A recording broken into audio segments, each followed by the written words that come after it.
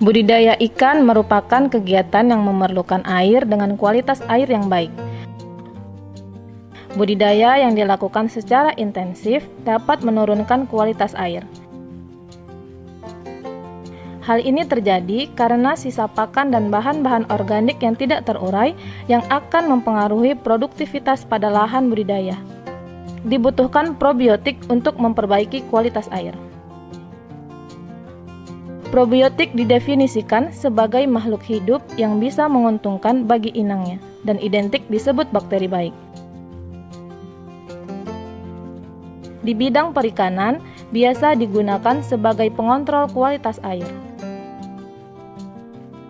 Sering sekali penggunaan probiotik ini sangat kita batasi, karena biaya pembelian probiotik itu sangat mahal, apalagi probiotik yang mengandung banyak spesies bakterinya. Oleh sebab itu, kami dari tim BP3 Medan saat ini akan memberikan atau membuat video bagaimana cara penggandaan probiotik sehingga biaya yang digunakan untuk pembelian probiotik dapat ditekan.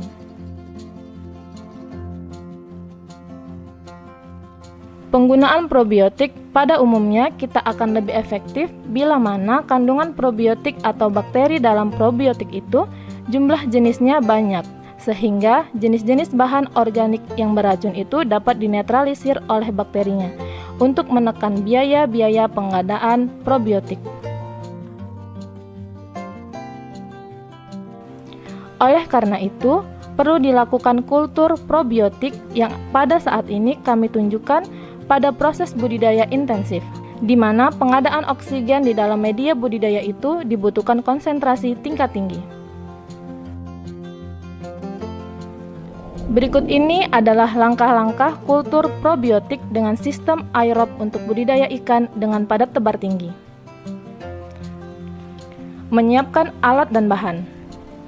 Alat yang digunakan antara lain drum 50 liter, aerator, selang aerator, pengaduk, timbangan, blender, kompor gas, dandang, gayung, ember, sarung tangan karet, dan bor listrik. Bahan yang digunakan antara lain air steril, starter, ragi tape, bekatul, tepung ikan, dolomit, molase, dan enzim.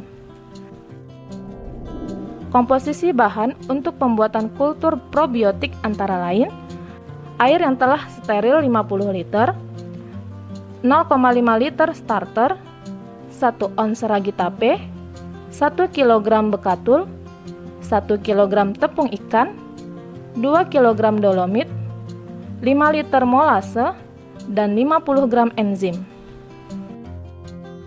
Proses sterilisasi air dan molase. Proses sterilisasi dilakukan dengan cara merebus air dan molase hingga mendidih dengan tujuan untuk menghilangkan atau membunuh bakteri yang tidak diinginkan. Melarutkan dolomit. Larutkan dolomit dengan cara melarutkan dolomit ke dalam ember yang telah berisi 5 liter air. Aduk hingga merata. Diamkan selama 1 menit. Pisahkan larutan dengan ampasnya. Dolomit nantinya berfungsi untuk menetralisir keasaman akibat adanya proses fermentasi. Melarutkan molase. Larutkan molase ke dalam ember yang berisi 15 liter air. Aduk sampai homogen. Pencampuran bahan-bahan kultur probiotik. Siapkan drum 50 liter yang sudah diberi lubang.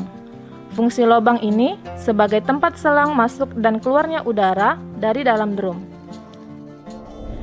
Pencampuran bahan-bahan kultur probiotik dimulai dengan memasukkan larutan dolomit, larutan molase, tepung ikan, bekatul, dan ragi yang telah dihaluskan. Aduk secara merata sampai homogen. Masukkan starter, kocok terlebih dahulu. Catatan, masukkan bahan yang jumlahnya lebih sedikit terlebih dahulu, diaduk sampai homogen. Lalu masukkan bahan yang jumlahnya lebih banyak dan diaduk lagi sampai semua bahan homogen.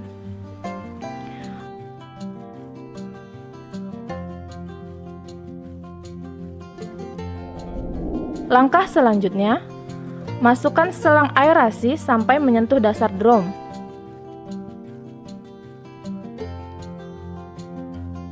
Kemudian sambungkan ke aerator melalui lubang pada penutup drum. Memasang selang pada lubang buang dan ujung selang di luar dimasukkan ke dalam ember yang berisi air. Tutup rapat agar tidak ada udara yang masuk, untuk menghindari kontaminasi. Proses fermentasi. Proses pembelahan sel terjadi setelah didiamkan selama 24 jam. Setelah 24 jam, penutup drum dibuka. Kemudian aduk kembali hingga merata. Proses ini berlangsung selama 72 jam atau selama 3 hari. Probiotik yang telah dikultur bisa digunakan setelah 24 jam. Kegiatan ini merupakan siklus pertama dari kultur probiotik selanjutnya untuk kultur kedua dan kultur ketiga. Sisakan 5 liter untuk kultur berikutnya dengan proses dan bahan yang sama. Untuk siklus ketiga, sisakan 50 liter dengan bahan dan proses yang sama. Untuk proses bisnis, dari 0,5 liter inang probiotik akan menghasilkan 245 liter, di antaranya 95 liter di siklus pertama, 50 liter di siklus kedua, dan 100 liter di siklus ketiga. Setelah 3 siklus, habiskan semua bahan dan tidak bisa dikultur kembali. Jika ingin membuat kultur berikutnya, lakukan dengan inang probiotik yang baru. Kultur probiotik sistem aerob untuk budidaya ikan dengan padat tebar tinggi.